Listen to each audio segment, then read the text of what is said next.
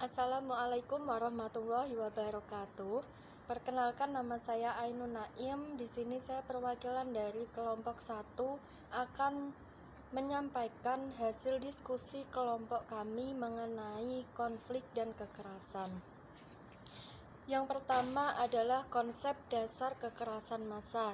Nah, di sini ada pengertian dari kekerasan.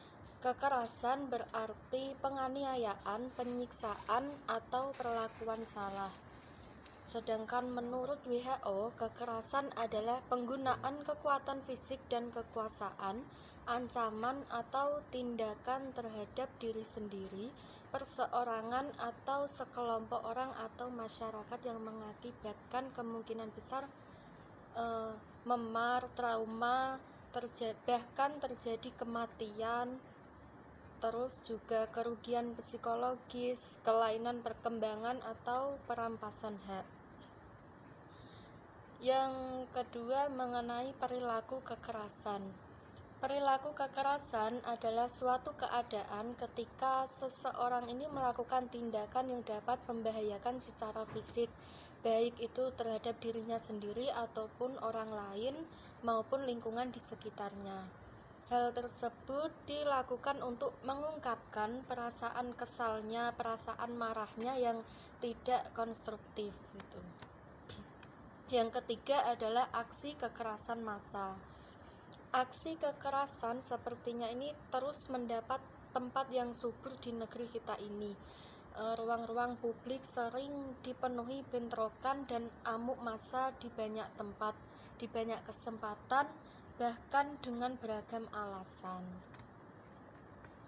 Nah, seharusnya ini aparat penegak hukum yang bertugas melindungi dan mengayomi masyarakat ini bertindak yang baik, tetapi malah bertindak sebaliknya gitu. Banyak fakta yang memperlihatkan ketika aparat itu lebih mengedepankan tindak kekerasan dengan berlindung di balik argumen mereka untuk penertiban gitu.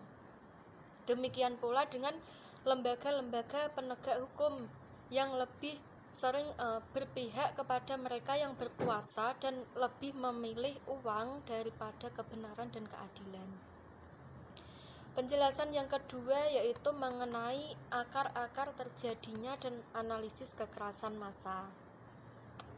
Kekerasan massa berbeda dengan kekerasan yang dilakukan individu karena para pelaku yang melakukan kekerasan itu tidak semata-mata atas dasar dendam atau kebencian personal, kebencian terhadap diri sendiri, tetapi banyak dipengaruhi dinamika sebuah kelompok.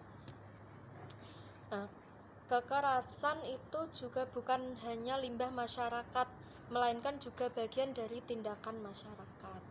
Kekerasan yang dilakukan masyarakat ini juga mengakibatkan rasa aman dan tentram ini menjadi mahal harganya gitu.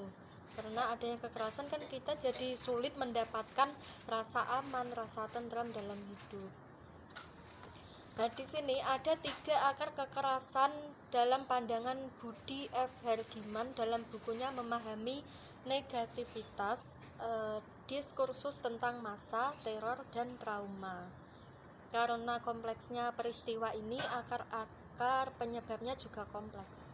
Yang pertama adalah akar epistemologis. Nah, akar epistemologis yang dimaksud di sini adalah proses pengenalan manusia terhadap manusia yang lainnya.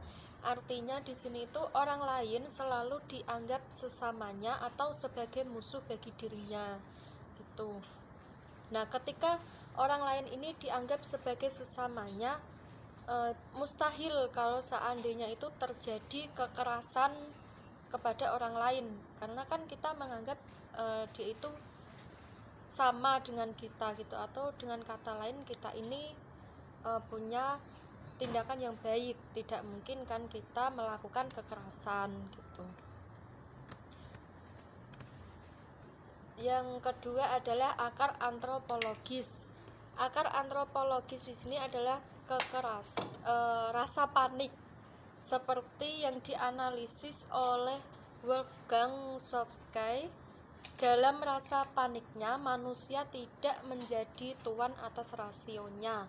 rasio tidak begitu saja mengusir rasa cemasnya, justru sebaliknya, rasa cemas itu mendikte rasionya sehingga persepsinya dan abstraksinya tentang dunia luar itu terdistorsi. Yang ketiga adalah akar sosiologis.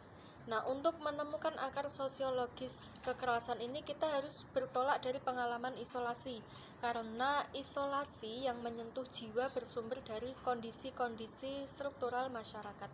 Artinya setiap tatanan masyarakat ini menjadi sumber dari kekerasan. Penjelasan yang selanjutnya itu adalah selain 3 akar tadi, ada akar kekerasan lain yang diutarakan oleh Erich Fromm yang berasal dari, pertama adalah hasratnya, yaitu hasrat untuk merusak manusia sama kuatnya dengan hasrat untuk mencintai. Yang kedua adalah faktor biologis. Penyebabnya adalah dari faktor biologis itu di luar kendali manusia, yang disebabkan adanya kondisi sosial, politik, ekonomi yang diciptakan oleh manusia itu sendiri. Selain akar-akar itu tadi, ada faktor-faktor psikologis yang dialami oleh pelaku dan yang mendorong mereka itu terlibat dalam kekerasan massa mutlak. Di antara itu diperlukan yang pertama analisis psikologis.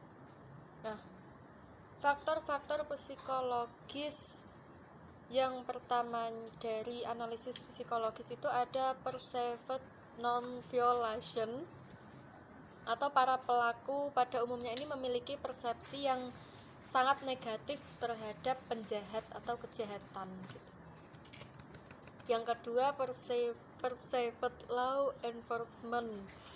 Para pelaku ini memiliki persepsi negatif terhadap penegakan hukum.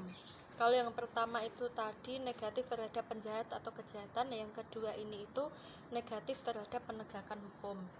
Yang ketiga, relative deprivation. Adanya deprivasi relatif yang dialami para pelaku penghakiman massa, terutama dampak dari perasaan kecewa dan tidak puas disertai emosi, disertai rasa marah. Akibatnya itu terjadi kesenjangan antara harapan untuk hidup secara aman. Yang keempat itu adalah perceived social support. Di sini para pelaku ini umumnya memiliki persepsi bahwa penonton dan masyarakat setempat memberikan dukungan terhadap kasus-kasus penghakiman massa. Yang kelima, social learning. Para pelakunya ini belajar dari kasus-kasus lain mengenai bentuk-bentuknya, jenis-jenis kekerasannya gitu. Jadi mereka belajar terlebih dahulu. Yang keenam itu mob identification. Pelakunya ini berperan dalam memunculkan kekerasan pada saat terjadinya penghakiman massa. Jadi timbul rasa berani, timbul perasaan berkuasa, perasaan benci dan dendam yang berkecamuk ini mencampur menjadi satu. Yang ketujuh adalah triggering atau pemicu. Nah, pemicunya ini dikarenakan karena apa? Yaitu karena adanya emosi dan pikiran negatif orang-orang yang secara potensial ini marah dan memiliki niat untuk menghakimi. Yang kedelapan adalah perceived social role. Keterlibatan atau identifikasi seorang individu ke dalam massa dan menjadi salah seorang pelaku dalam penghakiman massa ditentukan oleh persepsi orang itu terhadap peran sosialnya dalam masyarakat. Yang kedua ada analisis perilaku. Nah, kekerasan massa bagian dari pelanggaran hak dan pola didik sosial. Kejadian kekerasan massa di Indonesia sering dipicu atas sentimen suku, ras, agama yang mengakibatkan adanya korban jiwa, adanya korban luka-luka, bahkan kerusakan fasilitas publik ataupun tempat ibadah. Selain itu juga tontonan dan perilaku kekerasan yang mengatasnamakan suku dan agama ini terus-menerus ini terjadi di negeri ini. Pada akhirnya berdampak langsung ataupun tidak langsung pada perilaku anak-anak dengan mengimitasi budaya. atau kata lainnya itu perilaku kekerasan secara kolektif dan masif. Hal ini dapat dicermati dengan begitu mudah dan maraknya terjadi tawuran antar pelajar yang dilatar belakangi oleh adanya perbedaan prinsip dan pandangan di antara mereka. Terima kasih. Untuk penjelasan selanjutnya bisa dilanjutkan oleh Mbak Rini Hairani dan Livia Andria. Terima kasih. Wassalamualaikum warahmatullahi wabarakatuh.